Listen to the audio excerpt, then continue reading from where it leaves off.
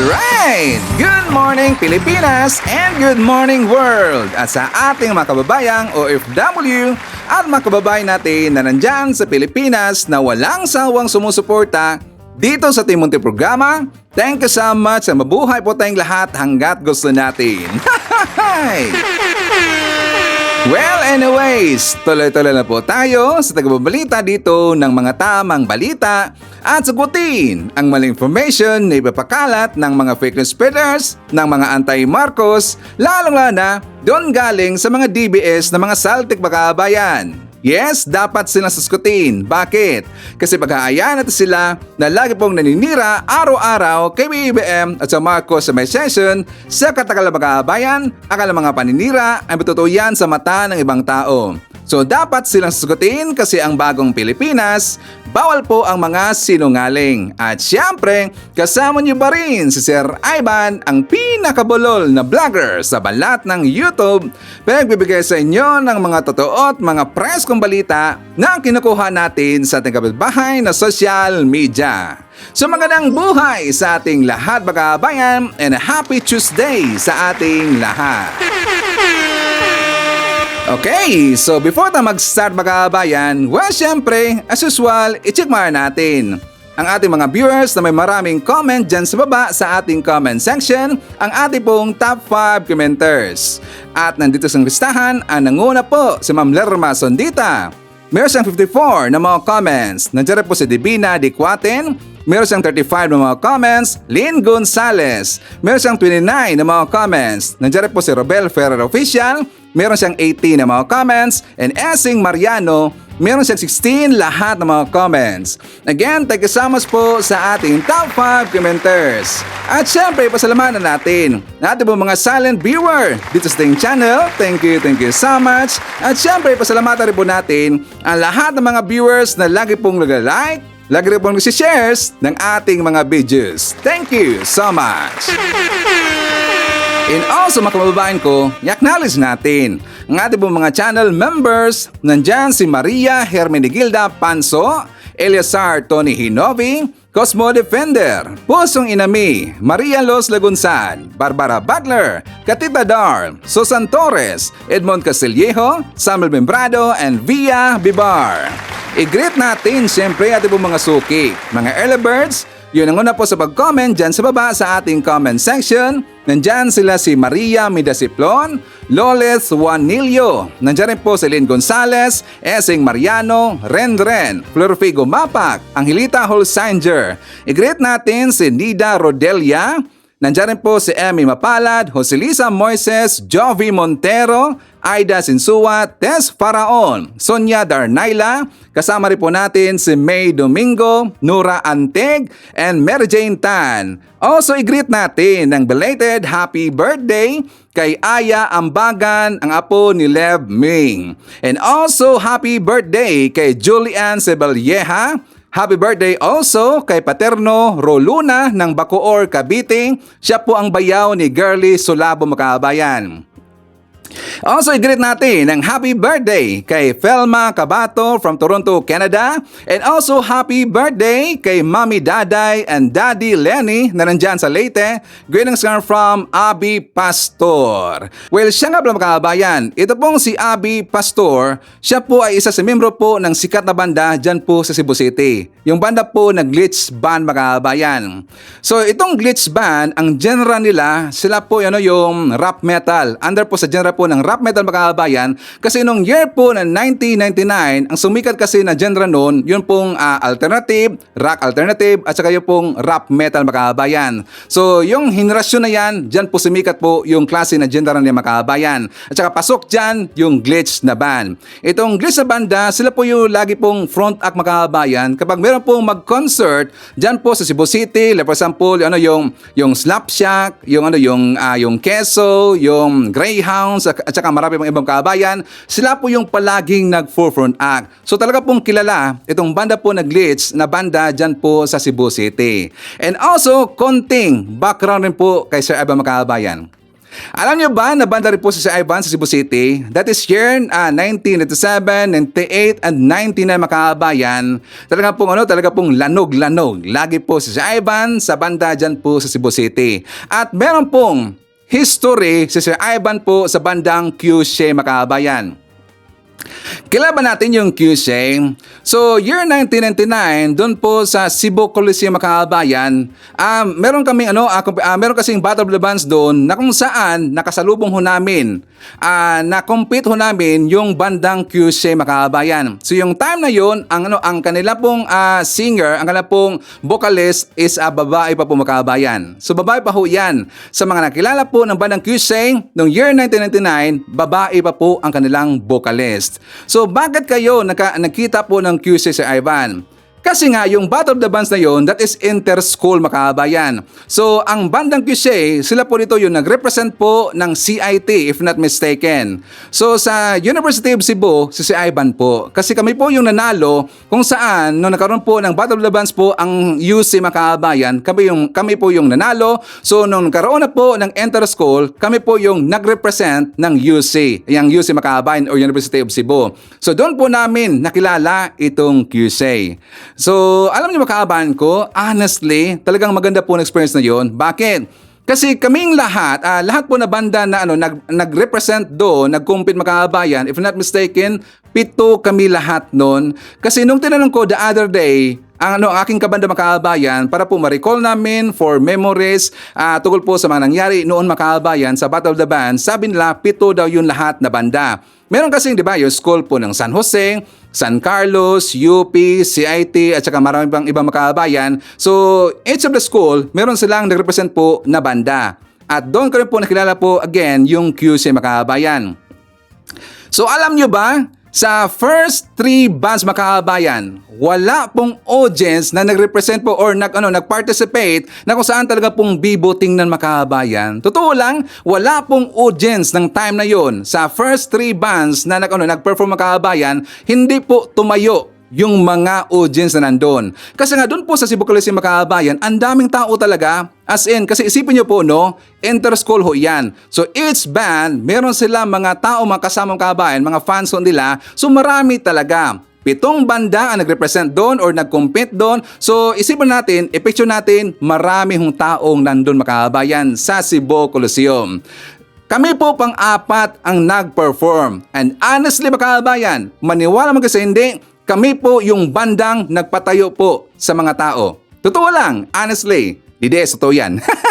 Hindi yan fake news. Kami po yung bandang napatayo po sa tao makabayan. Siguro, nasakyan nila ang aming style po o kung paano kami tumugtog. At saka yung style po na kinaber namin po na banda makabayan, yung bandang Limp Bizkit. Ang ibig sabihin, ang style po ni Sir Ivan noon sa banda makabayan is yung Limp Bizkit. Kasi idol ko po talaga yung Limp Bizkit makabayan.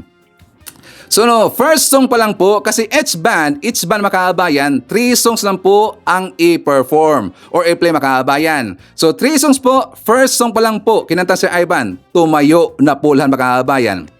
Ang ganda talaga ng time na yon, pero hindi po nanalo ang aming banda. Kasi ang nanalo doon makabayan, yung banda pong QC. Pang second lang po sa Ivan. Pero at least maganda po yung experience na yon. At saka after that makabayan, hindi na po nagpatuloy po ng banda sa Ivan. Ako po ay umuwi po doon sa amin sa Leyte. I am not sure kung ano napasok po sa aking utang makabayan. Basta hindi po ako nagpatuloy. Ang QC, sila po ay nagpatuloy. So yan na po yung bandang nakilala ninyo. Yung banda po yung QC makabayan. Yung kumanta po ng Ulan, basta marami silang sikat mga kabayan na kanta, 'di ba? Ang pinakasikat nila po is yung kantang Ulan. Okay? So anyways, yan po DDS. Para at least meron kayong konting background po kay Sir Ivan. So anyways, ano nangyari kahapon Sir Ivan?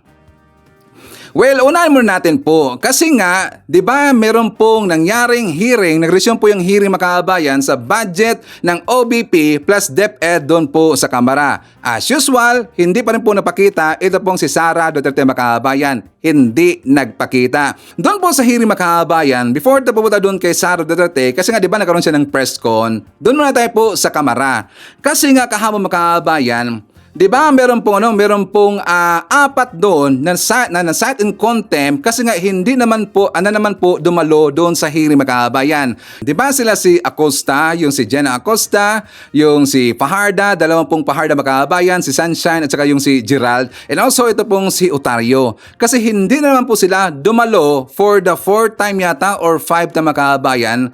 Hindi ito na napakita mga kabayan. Bakit? Sila po ay pinigilan po ng OBP or ni Sara Duterte mga kabayan. Hindi sila dumalo, so nag-decide po yung Kamara na sa pangunguna po ni JJ Suarez mga kabayan, sila po ito ay sinight in contempt. For more details, let's watch this. Thank you very much. Unang-una po, nagpapasalamat po ako dun sa mga resource persons po natin na dumalo ngayong umaga at naging positibo po ang pagtugon po ninyo sa marami po naming paanyaya at sana naman po masagot ang maraming mga katanungan at magkaroon ng kaliwanagan ang ilan sa mga issues na pinag-uusapan at matagal na pong pinag-uusapan ng komitibang ito.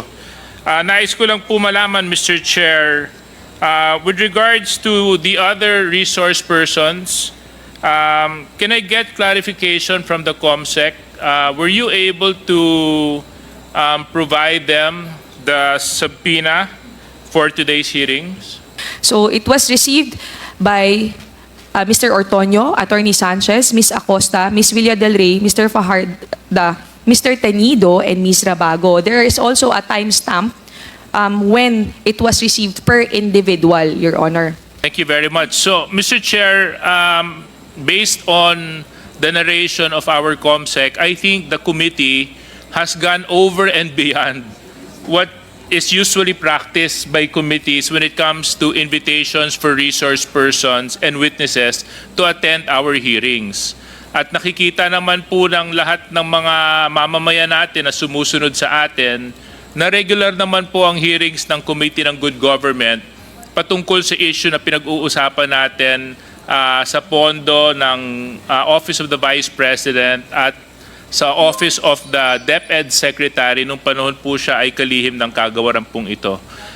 Ngayon po, Mr. Chair, given that there is a defiance by these resource persons, willful defiance of these resource persons not to attend our hearings, given that last hearing we already went over and beyond what is necessary for us, I think it is incumbent upon ourselves as members of this committee to exercise our power so that we can ensure that in the succeeding and in the following hearings that the good government will conduct, talagang dumalo na po sila. Thank you very much. Mr. Chair, with that being said, for the individuals, Mr. Lemuel Ortonio, Ms. Gina Acosta, Attorney Sunshine Fajarda, and Mr. Edward Fajarda, I move that we cite in contempt these individuals for their continuous defiance to attend the committee hearings on good government. There is a motion to cite them in contempt in accordance with Section 11A. Refusal to obey summons. Official to obey summon. Is there any objection? Hearing none, the motion is carried. Honestly, makahabayan ko, ngayon ko lang napansin na meron pala nag-a-advise sa kanila noon ng mga attorney dyan po sa likod makahabayan. Doon po sa likod po ng mga mababatas natin, ng mga congressman, kapag meron silang meron silang motion na sinasabi, tsaka ano ba yung article na yon or rules na yon, di ba sasabihin makabayan, para po tama ang kalang sasabihin, meron pong nakukuot sa kalang likod makabayan. Napansin ba natin sa likod? Honestly, ngayon ko lang nalaman yan. Totoo lang makabayan. So dito, dahil po sinight in contempt yung apat na makabayan na makasabwat po ni Sara Duterte, galit na galit talaga po yung mga DDS. Galit makabayan. Sino Sir Ivan? Sila po si Joy makabayan. Sila si Joy. Nakita ko nag-post agad ang third floor studio. Nag-live sila makabayan. Galit na galit talaga. Abusado daw yung Quadcom makabayan. Or yung hearing po nandoon na komite na sila po to nag-hearing dito sa budget po ng OBP at saka ng DepEd makabayan. Mga abusado daw. Abusado ba sila? Tama lang po ang kanilang ginawa, mga kababayan. Kasi nga 'di ba, nakikita ho natin dito na makailang beses na ho silang inimbitahan dito, pero how many times silang nag-refuse, mga kababayan, at marami silang mga palusot. Marami po silang palusot. Like for example, doon po sa kasabot po ni Sara Duterte, yung Chief of Staff, mga kababayan, yung pong si Zuleika Lopez, na kung saan lumipad po ng US, mga kababayan, sumibat. At meron rin po siyang letter na sinabi niya na palusot, mga kababayan. Bagong palusot po, sabi niya, inaalagaan niya daw ang kanyang auntie, mga kababayan. Inaalagaan niya daw ang kanyang auntie, kaya hindi daw siya makakatin po ng hearing dyan po sa Kamara, mga kababayan, bago niyang palusot. So, tatanungin natin, itong si Zuleika Lopez, mga kababayan, siya lang bang nag-iisa po nito na inaanak or pamangkin, mga kababayan? Siya lang bang mag-isa na pamangkin? 'Di ba? Wala bang parents or wala bang iba pong relatives na nandun po sa US na pwede pong mag-alaga ng kanyang auntie, mga kababayan? 'Di ba? That is a clear evasion talaga. Palusot lang ho yan, mga kababayan. So ngayon, dahil po nakita ho yan ng mga DDS, hindi talaga po matanggap, mga kababayan. Ang dami mga sinabing hindi maganda. Tungkol dito po, pati nga si Digong, pati nga rin po si Digong, mga kababayan, nasali rin po sa lang conversations. Bakit? Kasi nga 'di ba, merong balita na ayaw pong umattend itong si Digong sa next na Quadcom hearing, mga kababayan. 'Di ba yan po yung balita? Pero nakita ko rin po doon po sa post po ni Joy De Vera, mga kababayan, na kumpirmado daw, sabi dito, kumpirmado daw PRRD will face Quadcom on the 13th of November, mga kababayan. So sabi po ni Joy De Vera, this coming November 13, a-attend daw ng Quadcom hearing ito pong si PRRD. Tapos ang sabi ng mga kababayan, baka daw, sabi ba dito, sana hindi daw siya bastusin dyan nung Abante at saka Paduano. Tapos sabi pa dito, baka sila daw ang maihi sa salawal, mga kababayan. Maihi daw sa salawal ang mga mababataso natin. Sila si Paduano, sila si Abante, maihi yan. Mas mahi dito, ito pong si Digong, mga kababayan. So mamaya, ipapatero na po natin po itong tungkol kay Digong and also kay Kibuli, mga kababayan. Balik muna tayo po dito sa OBP plus DepEd po na hearing, mga kababayan. And after po, pinasight in contempt, ito pong 4, mga kababayan, tinawagan kaagad po ang legal counsel, tinawagan kaagad po ni Sara Duterte ang legal counsel po ng OBP para umattend doon sa hearing, mga kababayan, na wala pong invitation. Yes, wala pong invitation. Yung si Attorney Emily Torrentina yata siya, if I'm not mistaken, Torrentina, mga kababayan, umattend na siya doon para ma-explain siya kung ano po daw ang rules ng OBP, kung bakit wala silang pinadala po na resibo tungkol ito po sa Sampena, mga kababayan. So ito po ang kanyang palusot. For more details, let's watch this. The oath has been administered for the resource persons, Ms. Rabago, Mr. Tenido, Attorney Sanchez, and Ms. Villa del Rey. However, Attorney Emily Torrentira refuses to take her oath, Your Honors. Mr. Chairman, I'm just wondering why attorney, what's the name of that person? Attorney Emily Emily Torrentira, Your refused to Honor. raise her hand for the oath taking. Can we ask her why she refuses to take her oath? May I, Mr. Chair? You can Your all sit down, Honors. ma'am. Upo na po. Thank you. Bakit Your daw po Honor. ayaw ninyo mag-take ng oath? No, Your Honor, I am not refusing to take the oath. Prior to being asked to take the oath, I was trying to explain, Your Honor, that I am not an invited resource person. Second, that I have only been asked now to explain why there was no receipt for subpoena for the persons who are not present here.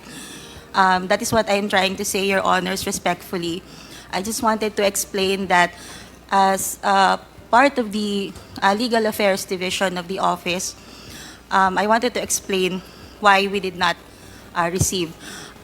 In accordance with the rules governing inquiries in aid of legislation, wherein the rules of court suppletorily applies, Rule 14 in relation to Rule 21 of the Rules of Court, Your Honors, personal service must be made to resource persons who are being issued subpoena. Thank Mr. you, Your Chairman. Honor. Congressman May I Paduano, ask you're the good recognized. attorney, what is your role in this? You are not invited, but you are present in today's hearing, and you never take your oath. As Why? legal counsel. What is your presence? Mr. Chair, Your Honor, I am the Chief of Legal Affairs of the Office of the Vice President. So, I am here to represent the institution, Your Honor. so you are here to represent the institution. You should, before talking, you should take your oath. Because that is on record. You're not a lawyer. You know that. You cannot speak unless until you take your oath.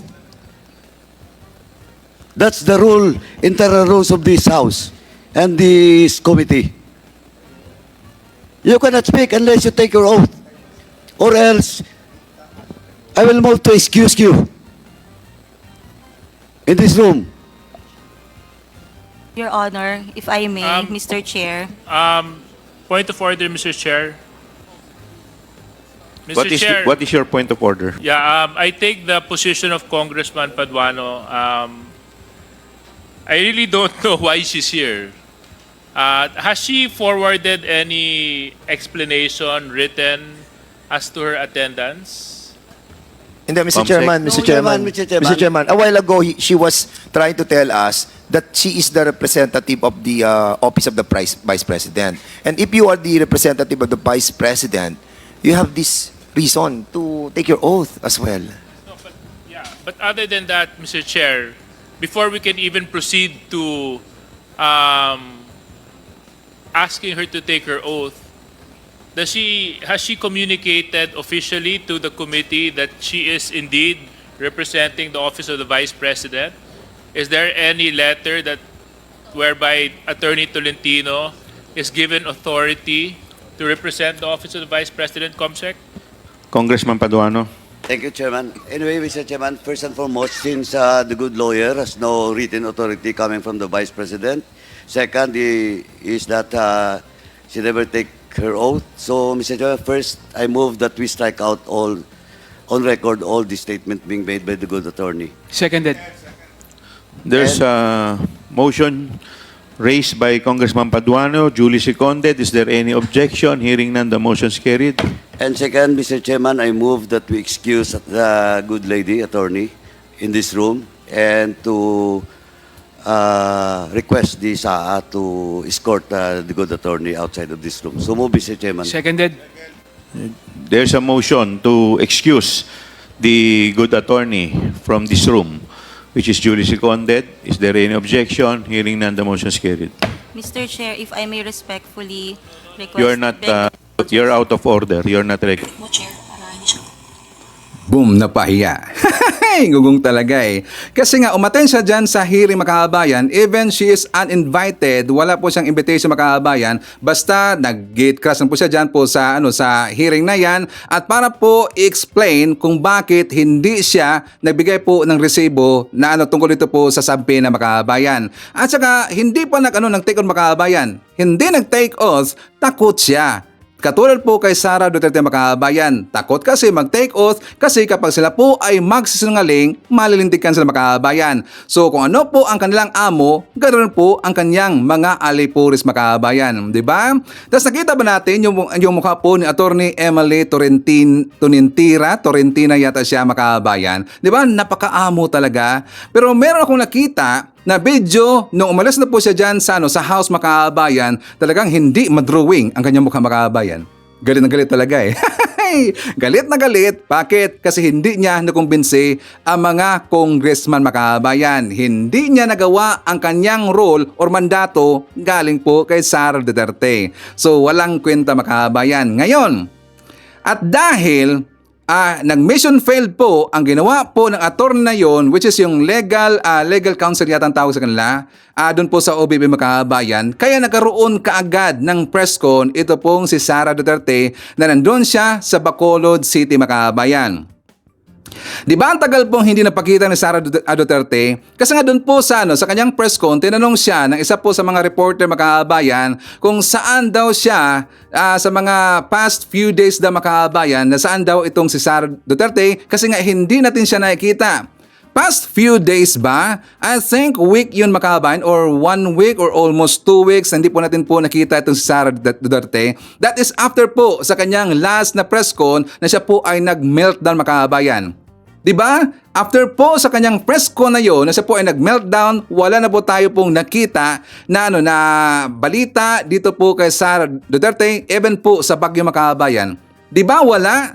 At sa kalaunan, meron kong nakita po na picture mga kababayan na kung bakit si Sara ay wala po at hindi natin nakita, siya pala po ay nagpa-unwind. Nag-unwind sa mga kababayan kasi siya po ay na-stress. At nakita po natin na siya po ay nag-drive ng kanyang motor mga kababayan. DDS, yan po ay post po sa mga kalyado ninyong mga DDS. Nakita namin ang picture po ni Sara, siya po ay nag-drive mga kababayan. Diba? Isipin niyo lang po, kung yan po ay ginawa ni PBM, na siya po ay nag-drive mga kababayan, nakikita natin na kahit saan napupunta, na wala pong tinatrabaho. For example, dyan po sa ginawa po ni Sara Duterte, ano kaya ang sasabihin po ng mga DDS mga kababayan?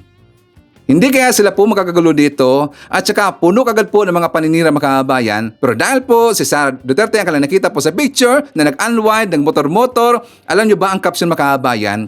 Very beautiful daw, Madam President. Very beautiful daw, gonggong talaga eh.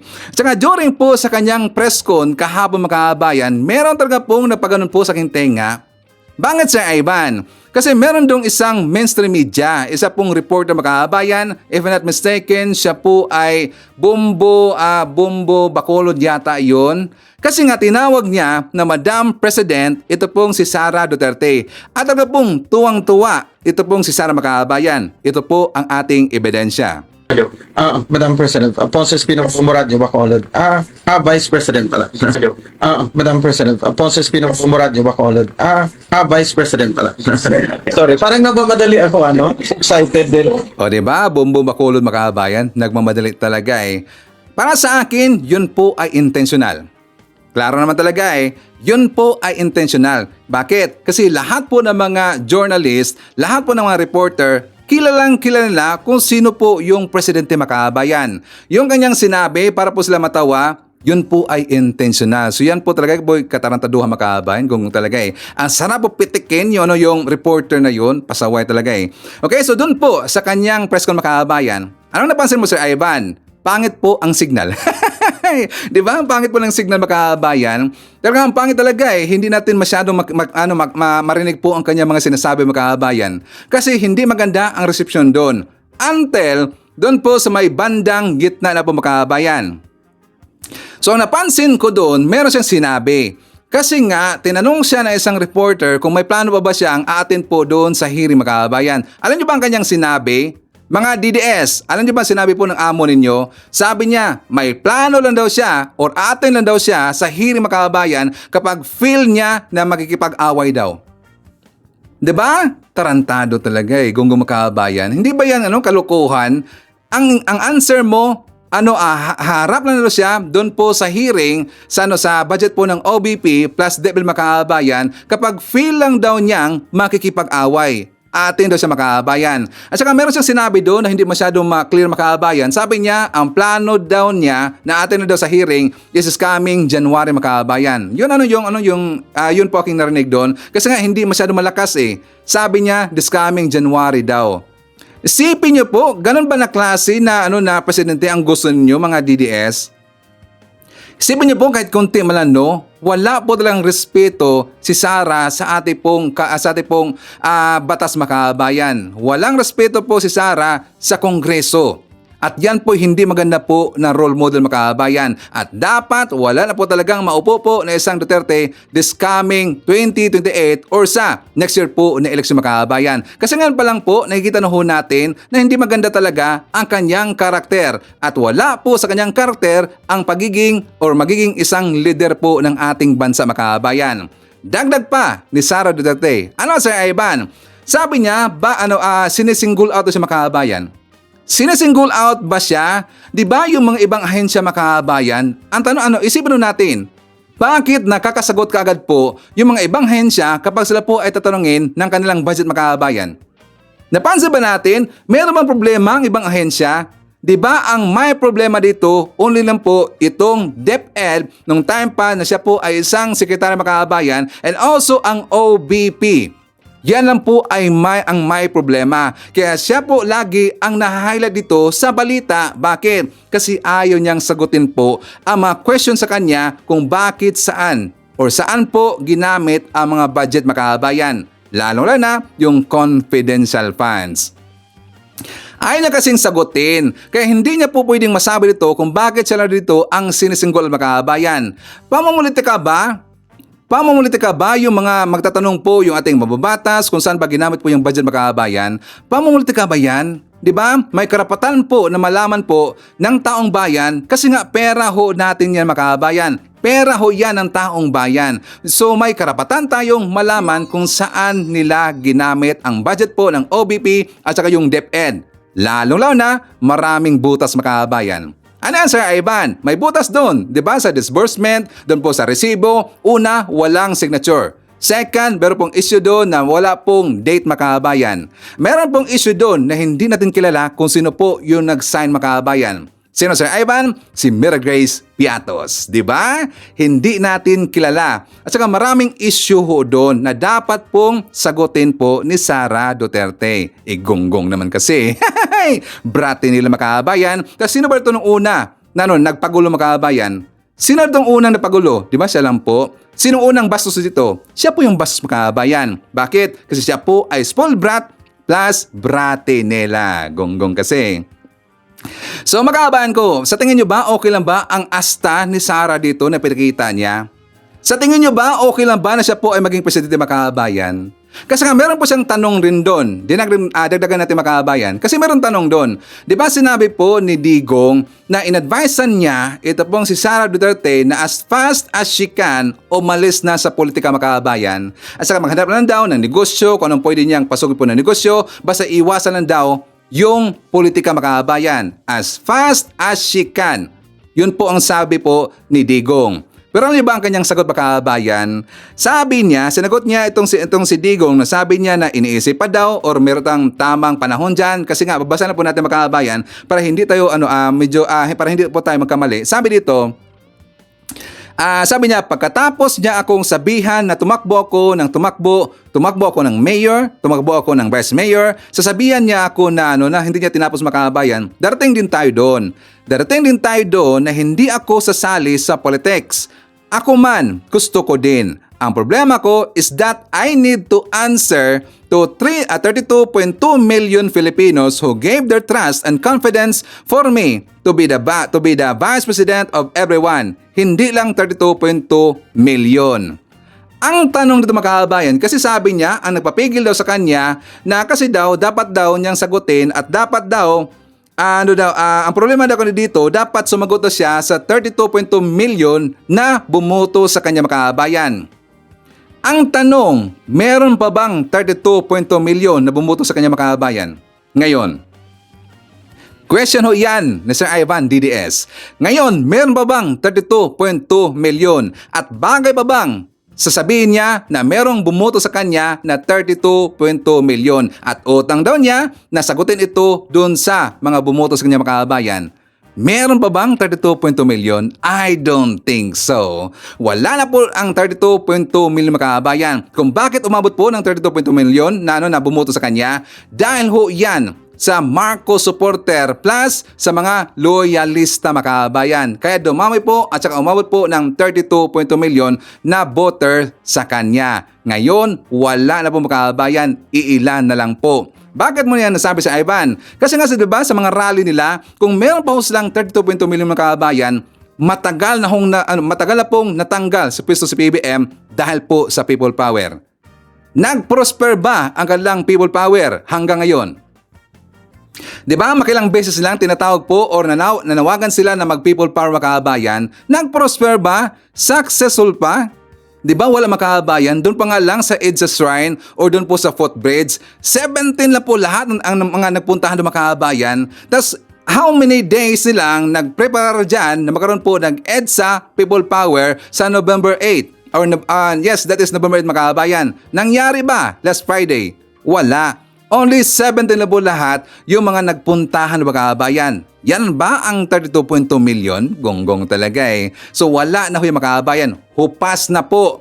Hupas na po, nag-alisa na, nabaklasan na yung mga supporters po ni Sara Duterte kasi sila po ay nagasing na po sa katotohanan. O, di ba?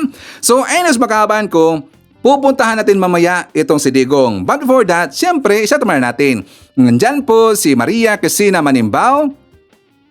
Hi to Rolando Madarang. Nandiyan po si Nor Hagan, Michael Vinas, Emmy Sarino. Hi to Daldet Pasamonte, Rosenda Aunso, Manalisa Mercado. Isa rin po natin si Brian Baltasar, Trening Lozano, Flaviana Avila, Leonardo Esteliero. Kasama rin po natin si Diana Flores, Ellie Julian or Julian, and hi to Alenda Lim.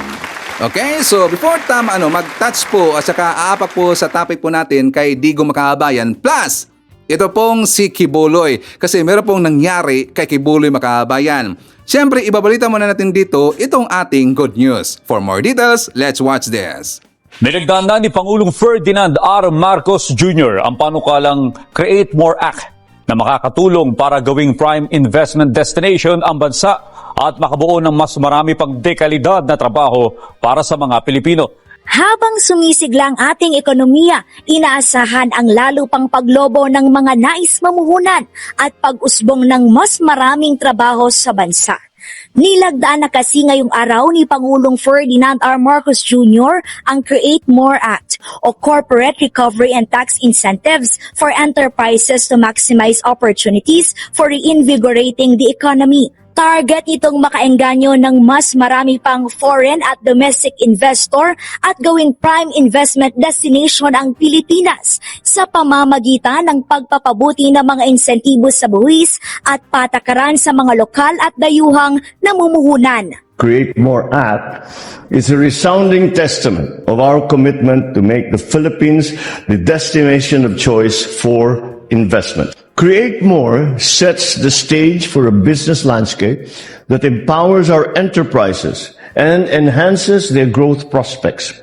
By building on the reforms initiated through the CREATE Act, we have enhanced our tax regime, incentive framework, and making it more inviting for investment, while remaining steadfast in the principles of fiscal prudence and stability. Pinalawig sa ilalim ng Republic Act No. 12066 ang pagkuha ng tax incentive sa 27 taon mula sa dating 17 taon. Binaba naman sa 20% ang income tax rate o buwi sa kita ng mga registered business enterprises o mga negosyo mula sa 25%. Nagbibigay din ito ng 100% na bawas sa gastos sa kuryente para makameno sa manufacturing cost at karagdagang 50% iaawas para sa tourism reinvestment at trade fair expenses. Pasisimplihin din ang pagkuha ng value-added tax refund claims at pabibilisin ang pagtugon sa mga problema na may kinalaman sa pag-export. Itataguyo din ito ang flexible work arrangements na nasa loob ng mga economic zones nang hindi maapektuhan ang kanilang insentibo. To our investors and development partners, let this be our pledge. The Bagong Pilipinas continues to foster an economy where businesses and investments remain at the heart of our progressive development. We are promoting transparency and predictability. And in so doing, we create a more reliable process that instills confidence in investors and in partners alike.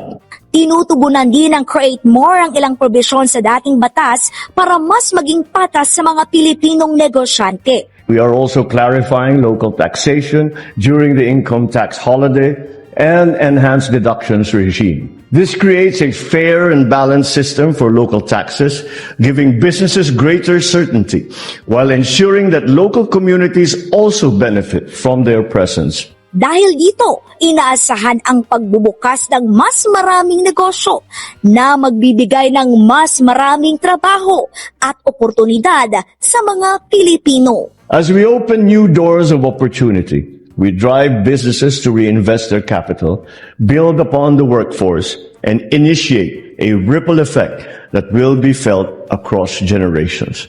Maaring magbigay ng malaking pagbabago at makapagpagaan ng buhay ng mga Pilipino ang bagong batas na Create More Act, ayon sa ilang senador.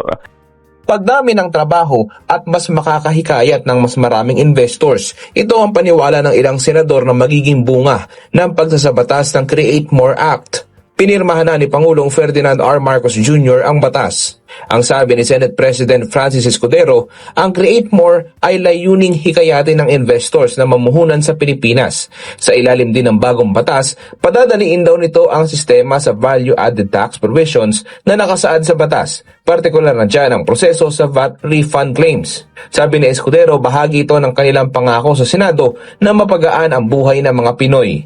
Ayon kay Senator Sherwin Gatchalian, sa pamagitan ng Create More, ang mga proyekto at aktibidad na may malaking pakinabang sa bansa tulad ng food security at iba pa ay mabibigyan ng suporta.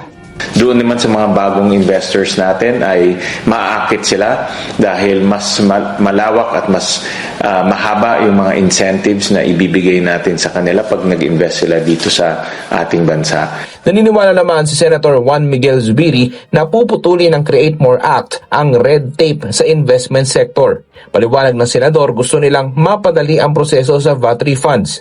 Dahil kung ang mga kasalukuyang investors daw ay malulugi ng bilyones sa Pilipinas, naturalan daw na sila ay aalis. Tutugunan daw ng Create More ang mga problemang yan. Tiniyak ni Pangulong Ferdinand R. Marcos Jr. na handa ang gobyerno sa pagpasok ng magkakasunod na bagyo sa bansa. Ayon sa Presidential Communications Office, nais ng Pangulo na naka-preposition na ang mga makinarya at iba pang kagamitan ng private contractors na may kontrata sa national government bago pa pumasok ang mga nakambang mga bagyo sa labas ng Philippine Area of Responsibility. Bukod pa dyan, inatasan din ng Pangulo ang Budget Department na tiyaking sapat ang Calamity Fund. Hindi pa man nakaalis ang bagyong Nika, dalawang magkasunod na bagyo na ang nagbabantang pumasok sa bansa. Sa kabila nito, siniguro ni Pangulong Ferdinand R. Marcos Jr. na may sapat na pondo sa pagtugon sa mga paparating na bagyo. Sabi ni Presidential Communications Secretary Cesar Chavez, bagaman nababawasan ang Calamity Fund na karaniwang nararamdaman sa huling quarter ng taon, pinatiyak na ni Pangulong Marcos sa Department of Budget and Management ang kasapatan ng Calamity Fund. Lagi may pagkukunan ng pondo ang gobyerno at mayroon tayong assurance mula kay DBM na mayroon tayong sapat na pondo para sa mga susunod na kalamidad bago sa katapusan ng hanggang sa katapusan ng Disyembre ngit. Karaniwang ginagamit ang Calamity Fund sa pagbibigay ng tulong sa mga biktima ng sakuna, pagsasaayos ng mga nasirang infrastruktura at iba pang pagtugon sa kalamidad.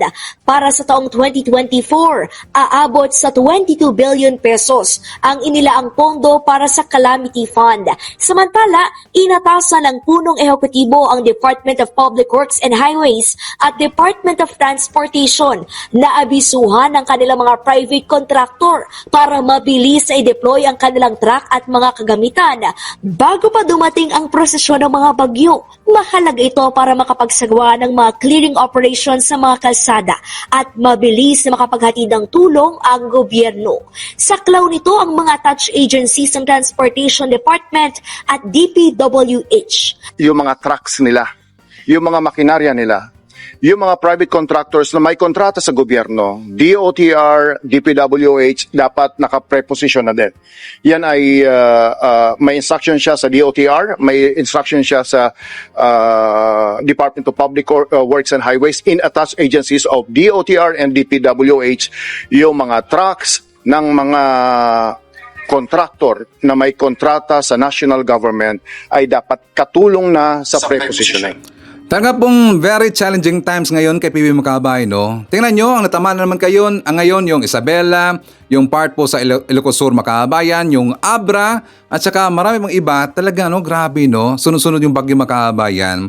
So, at saka meron pang darating po, meron pong namumuo, naging LPA Makabayan na posibleng magiging bagyo rin po ito in the coming days Makabayan. So, grabe talaga, no? Grabe yung very challenging talaga po sa mga Pilipino ngayon sa bansang Pilipinas. Kasi nga, ang Pilipinas Makabayan, talaga pong daanan ho ng mga bagyo. Daanan talaga po ng mga bagyo ang Pilipinas Makabayan. And also, may napansin ko doon, sa balita makabayan, di ba nagsasalita na rin po dito, ito pong sekretary po ng PCO makabayan or Presidential Communications Office, yan pong si Cesar Chavez.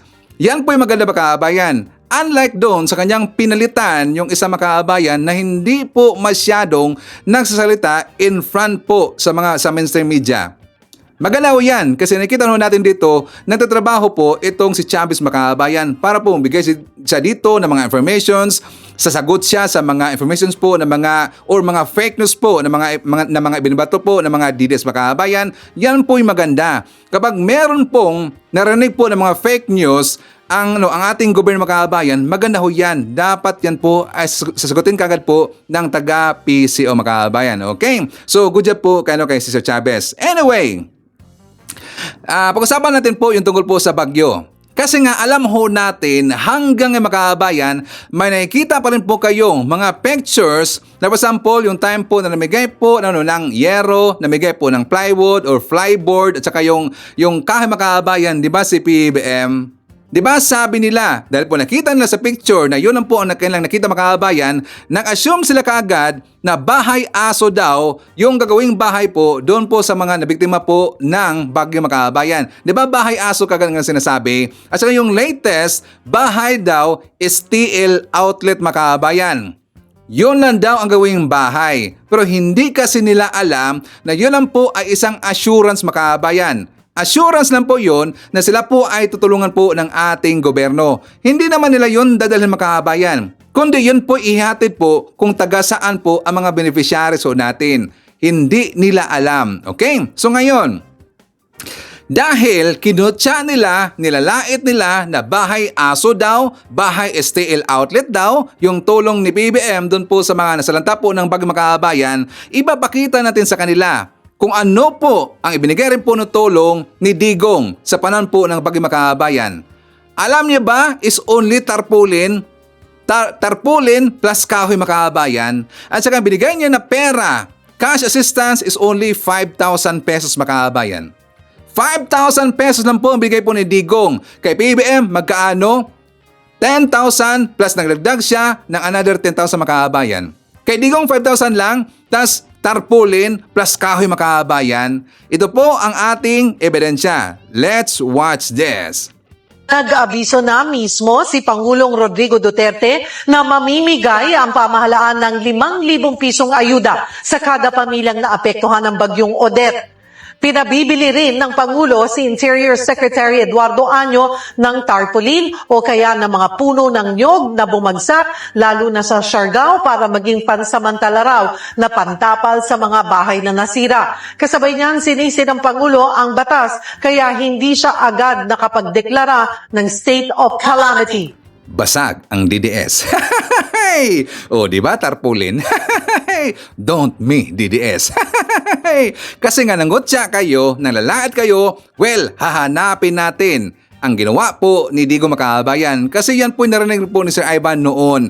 Tarpaulin lang po ang binigay po ni Digong plus kahoy. Kaya BBM, kahit hindi po yun lahat makabayan, kahit nakita nila na merong yero, merong plyboard or plywood sa kahoy makabayan, nilait nila pero hindi nila kayang lalaitin si Digong na tarpaulin na po ang binigay makabayan. Diba? Gonggong talaga eh. And also, DDS, makinig. Nagtataka talaga kung makabayan at hindi ko maiintindihan itong mga gungong na to na mga DDS na kapag si PBBM ang magbanggit po na ang issue po dito ngayon sa nangyari po sa mga bagyo makabayan, kung bakit ganun na po kalakas yung mga bagyo, very devastated. Diba sinabot po ni PBBM na dahil po sa climate change makabayan? Diba dahil po sa climate change? Naniniwala ba ang mga DDS? Hindi. Hinahanap pa rin po nila na saan daw yung flood control process makabayan. Pero nung sinabi ho yan ni Digong, naniwala ba sila? Let's watch this. Problema ho talaga ngayon is that whether we accept it or not, itong climate change, the warm climate boils the Pacific Ocean. There's a lot of water vapor going upstairs and accumulating so much water, the rain, that when it falls down, talagang ang matamaan ngayon yung mga populated areas, nakukumpermiso. We had a virtual summit meeting Friday, and I was very... Okay, so dyan na lang yan. Di ba sinisisi niya yung gobyerno natin mga kababayan kung bakit daw hindi nakapag-response kagad po ang gobyerno natin at tungkol ito po sa calamity funds. Hindi nakapag-response kagad po ang gobyerno po ni Digong sa panahon niya, sinisisi niya ang ating gobyerno mga kababayan. Bakit? Kasi hindi niya kaya makasipo ng kamalian mga kababayan. Hindi niya kaya makasipo ng kamalian. Kapag merong mali, i-divert niya, ihampak niya, isampal niya doon po sa mga tauhan niya, sa gobyerno niya mga kababayan. Ganon po ang ugali po ni Digong. Unlike kay PBBM, marunong siya makinig po kahit sino. Yan po ang napaganda po ng isang Marcos mga kababayan. At ganon po kagaling po ang ating presidenteng si PBBM. O diba? And also DDS. Itong si Digong mga kababayan ko, kahit pa ika-ika na meron ng sakit at hindi na po gumanon po yung putotoy mga kababayan, abay chickboy pa rin. Napaka-chickboy talaga. Let's watch this. Good evening po.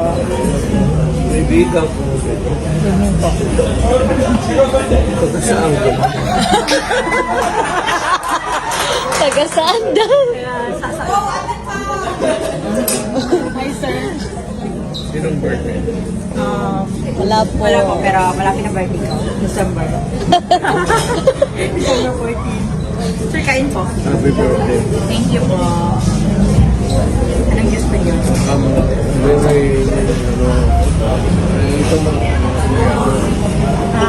Makaibigan ko pa. Ay po, sir. Thank you. Wala ako sa kagandahan. Sa kagandahan po. Mas ba ako kayo sa personal? Ay, good po namin kayo, sir. O diba napansin nyo ba na yung dibdib ng babae ang lagi niyang tinitingnan makabayan? Chickboy talaga eh. Paika ka na nga. At saka meron pong sakit makabayan, ganun talaga eh. And also ngayon, forward tayo po dito kay Kibuloy. Ano nangyari kay Kibuloy makabayan? Ano nangyari sa Ivan? Siya po ay isinugod sa hospital kasi siya po ay inatake po ng puso makabayan. For more details, let's watch this. Dinala si Pastor Kibuloy sa Philippine Heart Center base po sa utos ng korte. Ito ay matapos magreklamo ng chest discomfort kamakailan. Dayan, sumailalim na nga sa iba't ibang medical procedure si Pastor Apollo Kibuloy, kabilang yung 2D echo at yung stress test. At kasalukuyan siyang nananatili ngayon dyan sa Philippine Heart Center matapos nga siyang makaranas ng paninikip ng dibdib nitong nakaraang linggo. Ayon naman sa Philippine National Police, sa mga oras na to or ngayong araw Dayan, base sa nakuha nalang impormasyon, nananatili ng maayos ang kondisyon ni Pastor Kibuloy. Kinumpirma ng Philippine National Police o PNP na naka-medical furlough ngayon ang nakakulong na si Pastor Apollo Kibuloy. Ito matapos katigan ng Pasig RTC ang very urgent motion ng kampo ni Kibuloy matapos itong magreklamo ng chest discomfort nitong Nobyembre 7. Sabi ni PNP spokesperson, Police Brigadier General Jean Fajardo, una munang sumailalim sa pagsusuri ng mga doktor mula sa PNP si Kibuloy.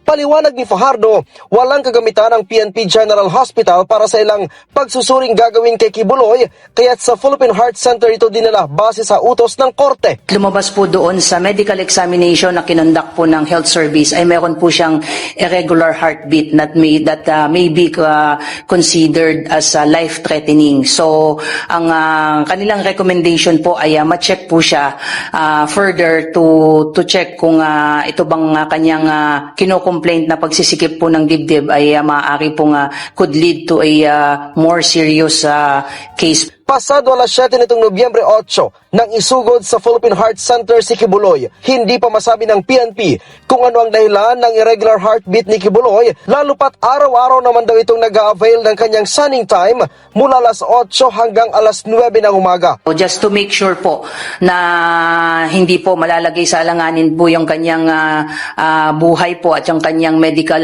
condition po ay minarapat po. So nag-undergo po siya doon ng further tests like 2D echo, stress test, blood chemistry, and other heart-related examination and assessments. Regular din daw itong dinadalaw ng kanyang sariling doktor sa loob ng PNP Custodial Center. We don't want to speculate kung ano po yung nag-trigger ng chest discomfort niya, but sabi nga natin na prudence dictates also na kailangan i-subject siya sa medical examination doon po sa isang ospital na eksperto sa mga ganito pong condition po. So let us wait po kung anong magiging resulta po nitong mga medical examination. Like I said, the doctors have to take into consideration yung previous medical procedures done to him. Nananatili lang daw si Kibuloy sa isang regular na kwarto at bantay sarado ng mga pulis. Hindi din daw maring makapamili ng doktor si Kibuloy na maring magsuri sa kanya. Si Kibuloy ay sinasabing una nang sumailalim sa medical procedure sa puso noong 2009 at 2020. Dayan, batay dun sa unang motion na inaprubahan ng Pasig Regional Trial Court, hanggang ngayong araw lang sana mananatili dyan sa Philippine Heart Center si Pastor Apollo Kibuloy matapos nga sumailalim sa iba't ibang medical procedure. Pero kaninang umaga, pasado alas 11 ng umaga, nang makatanggap daw yung Philippine National Police ng kautusan mula sa korte na pinapahilintulutan si Pastor Kibuloy na magkaroon ng extension dyan sa Philippine Heart Center para ipagpatuloy pa yung iba't ibang mga medical procedure na gagawin sa kanya para matiyak at malaman kung ano talaga yung karamdaman ni Pastor Kibuloy. Kung kaya't sa November 16, alas 5 ng hapon pa, ibabalik dito sa Campo Crame si Pastor Kibuloy. Dayan. Alam niyo mga kababayan ko, di ba nakakaduda? Kasi nga before po napasok po doon sa detention center mga kababayan, sa kulungan itong si Digong ito pong si Kibuloy, di ba siya po ay napaka-healthy mga kababayan? Lagi ho natin siya nakikita po nagbabasketball. Di ba alam mo natin yan? At saka hanggang merong time po na nagplano po ang team po ni Kibuloy mga kababayan, ang kanyang legal team, na gusto daw ni Kibuloy at saka gusto rin po ng kanyang attorney na mag-house arrest na lang itong si Digong, itong si Kibuloy. Kasi nga hindi siya komportable doon po sa kanyang kulungan mga kababayan. Di ba merong plano sila? Hindi kaya meron pong ipinapainom sa kanyang mga kababayan para po magkaroon dito po ng abnormal heartbeat mga kababayan, kanyang puso? Siguro lang mga kababayan, hindi kaya ito ay talagang planado na nila para po makapagdesisyon dito ang ating gobyerno, ang kapulisan natin, na i-house arrest na lang itong si Kibuloy. Pag-usapan natin po itong si Digong. Kasi nga si Digong, di ba napahayag siya the other day ng full support dito kay Kibuloy. So before po natin po, bibigyan po ng analysis natin mga kababayan, ipakita ko muna sa inyo ang ating ebidensya. For more details, let's watch this. Will you campaign for Pastor Kibuloy who is now running for Senate or Senator? Oo. All throughout the pagtakbo ahead. Basta na si Pastor. Last time sabi niya, nagplano siya. Matagal kasi akong tulog. Aywan ko lang kung anong tingin ng tao, ha?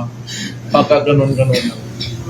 But Pastor is a reservoir ng maraming alam sa buhay. Ganun sa Pastor, but Pastor is a very keen observer sa buhay ng tao. Very bright. He would be an asset to the country. And I hope that when ngayon nag-announce na siya, I am announcing my full support. And I will campaign for him all throughout the country. Okay, so full support si Digong mga kababayan dito po kay Kibuloy. According po ni Digong, ito daw si Kibuloy ay siya daw ay reservoir ba ng kaalaman mga kababayan at saka magiging asset daw ng gobyerno. Hindi siya maging asset po ng gobyerno, kundi siya po ay magiging protector po ng mga Duterte mga kababayan at ng mga alipores po ni Digong. Confirm wrong? Kapag yan po si Kibuloy mananalo mga kababayan, yan po ay magiging protector po ni Digong at saka ng kanyang mga kaalyado mga kababayan and also to his self. Diba? Correct ba ang wrong? Ganun po ang kanilang plano mga kababayan. Kaya gusto talaga nila pong mananalo itong si Kibuloy. Kapag hindi po manalo itong si Kibuloy mga kababayan, dyan natin makikita kung talaga bang malakas pa itong si Digong or hindi. Ang ibig sabihin, kung talaga pang marami pang naniniwala dito kay Digong or hindi. Kung ganun pa ba, karami ang mga bumoto sa kanya mga kababayan. Diyan natin makikita. O diba? So let's wait po sa next po na eleksyon, that is next year mga kababayan sa midterm election. So anyways, Before na mag-jump po sa ating next topic, ishare muna natin. Nandyan po si Maria Fumoto. Hi to Felix Apari from Bohol. Nandyan po si Lorna Martinez. Hi to Jess Sabto from Calamba, Laguna. Hi to Mila Bakane from Dubai. Nandyan po si Sports Shinobi from South Korea. Hi to Ashin, Jemson, Jemboy, Jeriel, and Regine of Badawi, Cebu. Greetings from Rodolfo Ranarabor of Tansa, Cavite. Nandyan po si Evelyn Garcia. And hi to Angelita Holsanger. Mga kababayan ko, ipakita ko sa inyo ang vlog ni Mike Abe. Kasi sinabon niya ito pong si Marcoleta, makabayan. Kasi nga si Marcoleta hindi na po naiintindihan ni Mike Abe. Like for example, doon po sa hearing po ng Quadcom, makabayan, at saka doon po sa hearing po ng budget ng OBP plus yung DepEd. Diba sinabi ho yan ni Marcoleta na bakit daw ganun nag-asta itong ating mga congressman, isamantalang bakit daw parang ginawa daw na korte yung hearing, makabayan, o yung Quadcom or yung Kongreso na hindi man daw yan korte, makabayan. At marami daw dyan, diba sabi po ni Marcoleta na hindi rin po sila mga attorney, makabayan. Ang ibig sabihin, nag-refer si Marcoleta, he's referring sa ating po mga congressman na hindi daw mga attorney. Bakit daw nag-asta ng ganon ang ating po mga congressman, makabayan? Siya po ay sinupalpal, sinabon ni Mike Abe. For more details, let's watch this. Nako, ito. Pwede kayong matuwa, pwede rin kayong magalit. Pero karapatan po ninyo yan. Ako naman po ay naghahatid lang ng totoong balita. Itong aking mga channel, especially itong MA Pinoy TV. At saka yung isang channel ko, Mike Abe Opinions. Lahat itong ating mga binabalita may pinanggagalingan, may pinanguhugutan. Kasi sa tagal na ko na po sa mga larangan ng pagbabalita na ilang dekada na, hindi ko naman tinatago yan. Sa halip, pinagmamalaki ko pa. Gusto kong iparinig sa inyo itong paliwanag ni Congressman Rodante Marcoleta. Kilala po ninyo yan, di ba? Pero hindi naman ako nagulat. Mukhang talagang ganyan na ngayon ang kanyang dating at linya. Kanya palang binabatikos, kinu-question yung ginagawa ng Quadcom public hearing na kanyang kasamahan sa kasalukuyang 19th Congress. Ito, pakinggan po ninyo at bahala na kayo kung ano inyong masasabi. Dali nasa na? Bakit ito? Sinabi niya. Ayan sample lang. Kailangan na yung pagkakaintindi mo, pero mali yung pagkakaintindi mo sapagkat hindi yan ang totoo. Sabi nga, Ba't Sabi po ko naman. nasabi? Ano po pala ang totoo? Ayun na. Paano mo nalaman kung ano yung totoo? Una, pasigaw-sigaw kayo.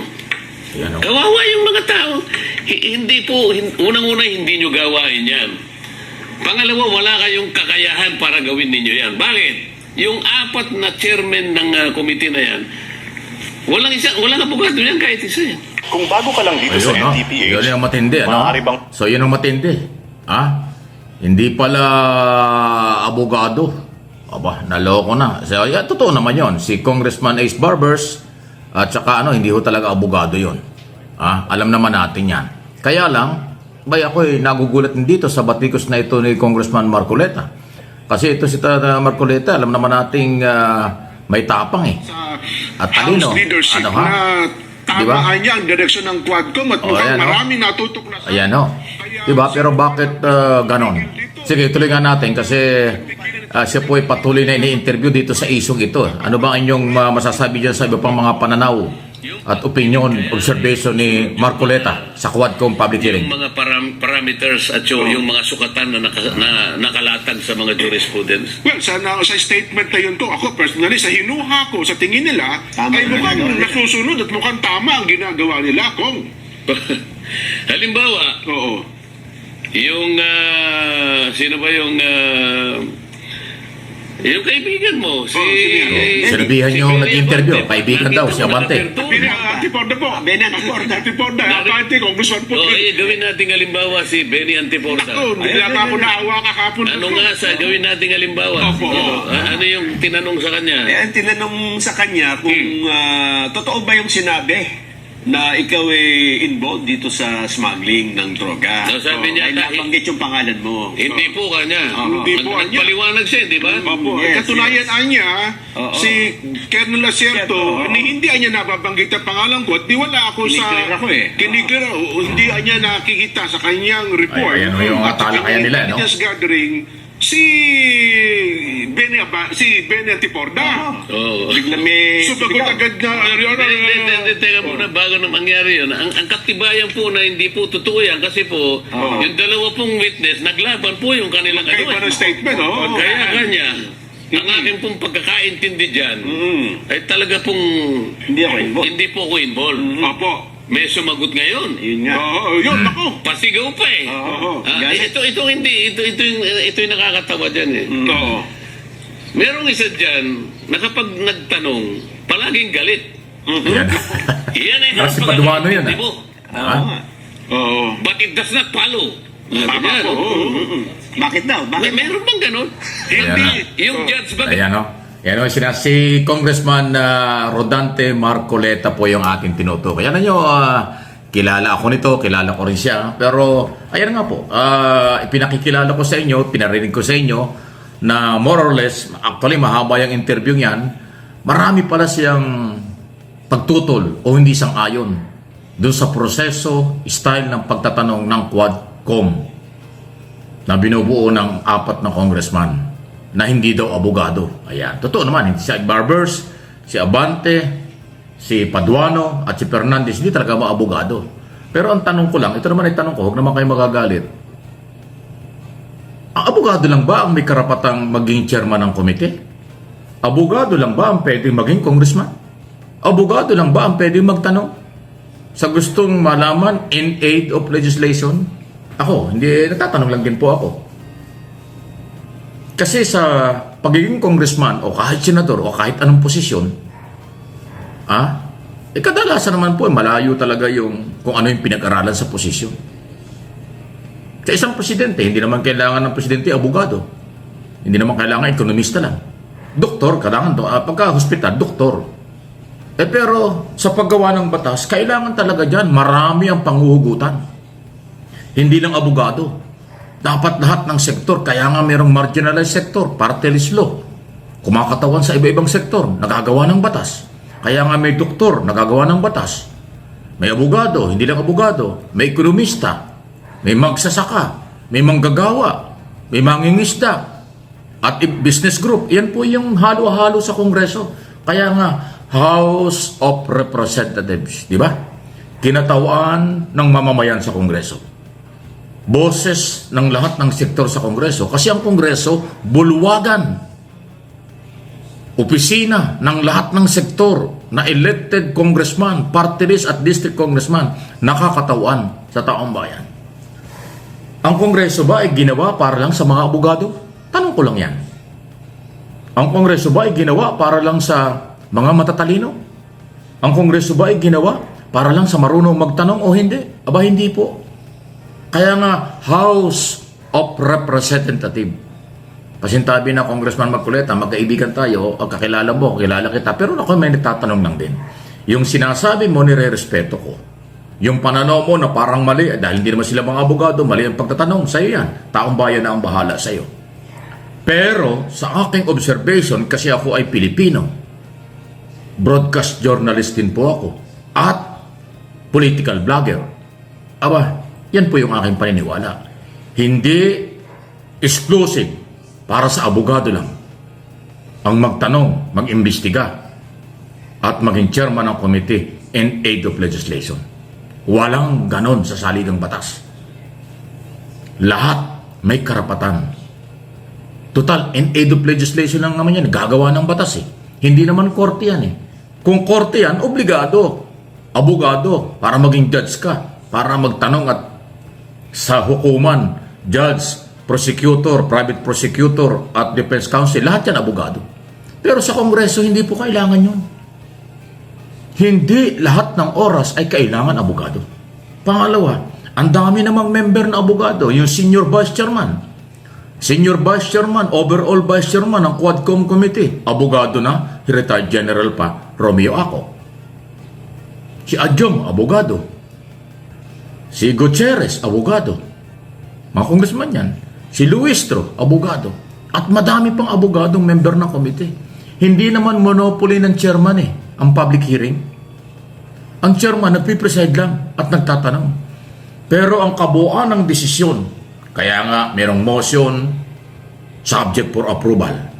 Di ba lahat ng motion, tinatanong ng chairman kung sang-ayon ba kayo o hindi. At kung kayo ay pumapabor, okay. Kung hindi, i-explain nyo kung bakit hindi. Di ba? May proseso naman kasi. Ay nako, sige nga, bahala na kayo. Hindi po ako nagmamagaling. Nuulit ko, kaibigan ko si Congressman Marcoleta. Pero siya meron sariling pananaw. Congressman, good morning sir. Alam ko, baka yung mga staff mo at ikaw, nakikinig ka rin sa akin. Nirespeto ko sinasabi mo. Pero ang aking pinapaliwanag dito, for general information, for general public, yan po yung aking opinion at paniniwala. Okay? Trabaho lang sir. Trabaho lang po. Walang personal. Okay, so kasama rin po natin si Victor Robin, Nim Lagaso, JRN, Aida Lopez Insuat, Hudson Mercy Calatrava, Shisita Druha, nandiyan po si Nonoy Florin Hills, Wayne Salvatierra, Elsa Sabuco Hieronimo Singian, isyatan natin si Jimizu LV, Judith Dumas Panya, Hatsu Boboy Elmido Costin Sadugyo, hi to Robert Dulos. Nandiyan rin po si William Steven Verdogo, Alicia Leak, Nonsky Pasamonte, Annabel Hoson, Karishma Lakshmi Riches. Nandiyan rin po si Elsa Hoffman, Nida H. Haka, Apple Nash, and hi to Susan Reyes. Okay, so mga kababayan ko, yan po ating manakalap na mga balitang ngayong araw. Kung nakaabot ka po sa portion na to, sana nakapag-like na ho tayo. Libre po mag-share. Libre din ang mag-subscribe. Again, maraming salamat sa mga viewers na hindi nag-skip ng ating mga commercials. Thank you so much. At before natin tatapusin ating programa ngayong araw, sana sabayan nyo si Sir Ivan para sa ating live messaging prayer. Panginoong Hesus, dalangin ko po na palakasin mo po ang aking pananampalataya ngayon dahil kung minsan gusto kong sumuko kapag mahirap ang mga bagay. Panginoong Hesus, ipinagdarasal ko po ang iyong mapagmahal na kaaliwan ngayon dahil minsan nawawalan po ako ng pag-asa kapag binigo ako ng iba. Panginoong Hesus, hinahanap ko po ang iyong liwanag ngayon upang gabayan po ang aking mga hakbang dahil minsan po naliligaw ako kapag ang buhay ay magulo at mahirap. Panginoon, tulungan mo pong buuin ang mga nasira, punasan ang aking mga luha at magsimulang muli. Dahil kapag nagtiwala po ako sa iyo na iligtas ako, lahat ay magiging posible. Idinadalangin ko ito sa pangalan nating Panginoong Jesucristo. Amen. So maraming salamat mga kababayan, and I hope to see you again on my next video. Rocking around the Christmas tree at the Christmas party hop. Mistletoe hung where you can see every couple wants to stop. Rocking around the Christmas tree, let the Christmas spirit ring. Later we'll have some pumpkin pie and do some